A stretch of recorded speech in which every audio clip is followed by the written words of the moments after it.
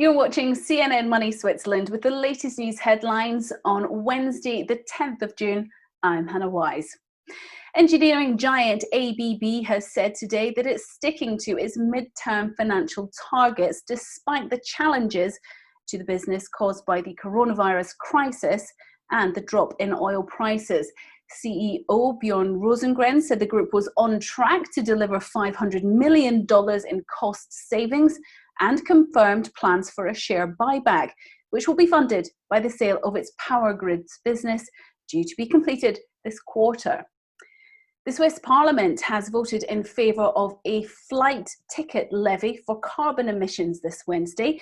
It means a charge of between 30 and 120 Swiss francs will be added to tickets for commercial passenger flights, depending on distance and class. Julius Baer is facing investigation by the Swiss financial regulator FINMA over its procedures against money laundering. The NZZ newspaper is reporting that it's in connection with a former client in Argentina. The private bank was reprimanded back in February of this year after years of investigations found serious shortcomings in the fight against money laundering. The Organisation for the Economic Cooperation and Development has released its twice-yearly global economic outlook, and it paints a bleak picture. The group forecasts a 6% slump in the global economy this year and 7.6% in the event of a second wave of the coronavirus outbreak. That's lower than the World Bank's 5.2% projection, which was also released this week. Meanwhile, all eyes are on the Federal Reserve, which is gathering for its monthly meeting later today. The Federal Open Markets Committee will issue its first quarterly economic forecast since December, along with its latest monetary policy decision. The consensus is that it's likely to keep its key interest rate near zero. The Swiss government has backed a proposal that would oblige companies and businesses to publish an annual report on topics such as human rights. Now, the proposal is a bit more business-friendly to the Responsible Business Initiative. It is in line with EU regulations and will ensure that companies have done their due diligence on certain areas like child labour and conflict minerals. Well, joining me now is Andreas Misbach from Public Eye. They're one of the groups behind the Responsible Business Initiative. Mr. Misbach, your reaction, first of all, to what the government has backed. Is it enough? No, certainly not. And if that decision is presented as a counter-proposal to the initiative, that's simply not true. Because the initiative demands something self-evident, that companies that destroy the environment, that violate human rights, are held responsible, accountable for that. And there's nothing of that in the proposal of the federal government. Asking companies to be legally accountable for such things is asking quite a lot of companies. I mean, is the counter project at least some way of a compromise? Not really. Actually, there was a counter proposal that was a compromise, but that was rejected during the recent parliamentary debate. What we have now, it's maybe a bit in line with the European regulations today, but those regulations are evolving, and it will be completely behind what the EU is doing in just a few years' time. So what's your next move then? Of course, now we're going into a vote. Federal Council will decide at the beginning of July when the vote will take place. It's either November 2020 or March 21, and we're in full speed preparing this campaign. What's your next move then? Of course, now we're going into a vote. Federal Council will decide at the beginning of July when the vote will take place. It's either November 2020 or March 21, and we're in full speed preparing this campaign. Is there a chance that you may withdraw the proposal, though? No, absolutely not. We have clearly signaled to the Parliament that we would withdraw if the stronger counter-proposal of the National Council had prevailed. What happened now is that it was the weaker proposal of the federal government and the Council of States, and there is no possibility for us to withdraw on such a weak proposal that has no binding rules that really improves the life of people that are negatively affected by Swiss corporations abroad. How has the coronavirus crisis impacted this campaign? Because it's very difficult to expect businesses to do more when they're fighting for survival. Yeah, but honestly, what the initiative is asking for is something that is self-evident, that companies should not base their business model on violating human rights. They should not destroy the environment. And this doesn't change with the crisis. On the contrary, we have seen the importance of resilient supply chains in this crisis. And a supply chain that is based on exploitation, that is based on human rights, can never be resilient. But to make them legally accountable does mean more money. It does mean more money on the side that you have to get your due diligence procedures right. On the other side, you can spare a lot of money on PR and glossy reports, because if you do the things right, you don't need to pretend that you do them right. And what do you think will happen come November? We're going for a very exciting vote. We have on one side a huge mobilization of the population. So power of the people. We will have on the other side a lot of money from the business lobbies. And we're going to see what's happened. But we're very confident that we win this vote. Okay, Andreas Misbach, thank you very much indeed for joining us. Thank you.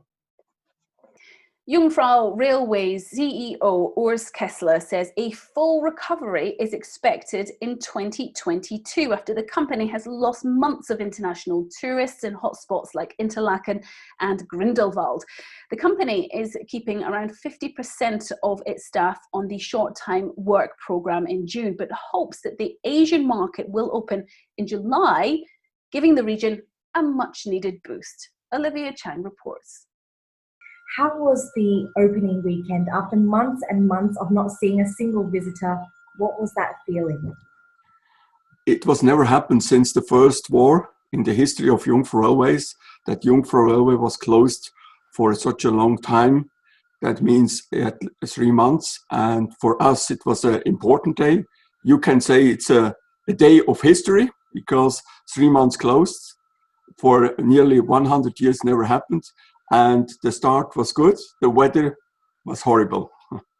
So how much demand are you expecting now to come from locals, from people living in Switzerland? I think we have to restart, first of all, from the campaign Stay at Home to bring the people to the mountains, to the excursions. And of course, for the local market, for the Swiss market, at the end of the day, the final decision is the weather. If the weather is good, we will have a lot of Swiss tourists. If the weather is not good, we will have just a very few. That's a difference to the international tourists. I know that you've been trying to encourage locals here to take advantage of the fact that there are no tourists, but can this really compensate for the shortfall in business because the tourists make up such a large part of the area? There are 2 points. First of all, we cannot recover the 3 months we lost, first of all. And then the second point is the Swiss market can never compensate the international tourists. It will be just a part. We work very hard with special promotions for the Swiss market to attract the people, to desire to make action in the market, and to create a lot of interest for Jungfrau top of Europe. What does the autumn season and winter season look like for you then? I think important is that the international market is coming back. First of all, we see light in the tunnel now for the European markets. They open from the 15th of June. Then I still hope in July that the markets in Asia will open again. And very important for us is that they stop with the quarantine. As long as you all in the Asian countries, you need to stay when you travel 14 days in quarantine.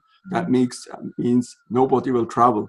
But I'm quite optimistic that it will change in July, and so I expect first week of September FIT, individual tourists, and maybe in October the first groups. So in your view, does a full recovery look like, is that possible by the end of 2020, or are you still thinking maybe the middle of next year? I see the year 2020 as a very, very difficult year. The recovery will not in this year. We will see the year 2021 as a middle year, and then a full recovery in the year 2022. Can you give us an idea of the range of financial losses we could be talking about, especially because Jungfrau has lost so many of these critical months in attracting tourists? We cannot give any prognosis at the moment. We cannot, it's difficult to look into the future. But what I can say at this stage of the time, we definitely will have less customers, less profit than the previous years. What would this mean for your staffing, and how much of that do you expect to keep on the short-time work program? We had during the closing period, we had more or less 70% of our staff was in short time. But now it looks like that we have around 50% for the next, for this month, for June. And then we are quite optimistic for July. If the weather is on our side, then we will have a lot of tourists, and we will have only a very few persons still in not working 100%. As head of Jungfrau, from the crisis, what changes are you planning to make? And for some of the people watching, is their holiday there going to get a little more expensive? Can they expect any ticket price increases? We have a long-term strategy in Jungfrau always, and for us the biggest change is we had in the last 13 years 12 years of record, and this long-term strategy we keep for the future. That means we do not have any increase of the prices in the year 2020 or 2021. If you want to stimulate the Swiss market, then you have to make action on the market, you have to make promotions. So the prices will be more attractive in the year 2020, especially for the Swiss people. Well, finally, just to finish up, you said that this is a crisis that you have not seen for quite a while. This is really a new territory. What lessons have you learned as head of Jungfrau that you think you want to take forward for the company? I'm working 34 years for Jungfrau and experienced 9/11, SARS, several financial crises like the one in 97, 98, but I never experienced such a crisis as we have now with the coronavirus. And for me, what I learned is that we have to look into the future. We have important is the financial situation. That's the big advantage of our company. We have a long-term financial strategy. We can live 1 or 2 years without problem, without any visitors to Jungfrau. But this time shows us how important it is that we are healthy and well-financed with a long-term strategy. And I think this is more and more important, not thinking every 3 months or maybe half a year. You have to think on long terms, on 5, 10 years. Well, since the COVID-19 lockdown, the professional men's football business has been under extreme financial pressure, with player transfers values expected to drop by at least a third this year. Here's Matt Leighton, our sports correspondent, with more. Of course, there is the football economy is suffering quite a lot. So as a reflection, the values of football players is going down. And because mainly there is a lot of uncertainty also for the next season. Now things are recovering, but we are not yet there. And I noticed that, I know you've published various reports, and in 2019 it was like over 10 billion euro, the whole market value. What are we going to be expecting this year? So this year it started also quite strongly. In January there was a record fee expenditure by clubs, at least from the 5 major European leagues, but then it suddenly stopped. So we start to see some other new transfers at around 50 or more million euro, but it won't be like last year. And for sure, we can expect a decrease by at least 30%, I think. 30% down. And what does this mean for the overall football market? Because a lot of second-tier clubs from the smaller European leagues, they actually rely on transfer money to make their clubs work, don't they? Yes, there will be losses for these clubs, or at least they will struggle to transfer players to the bigger teams.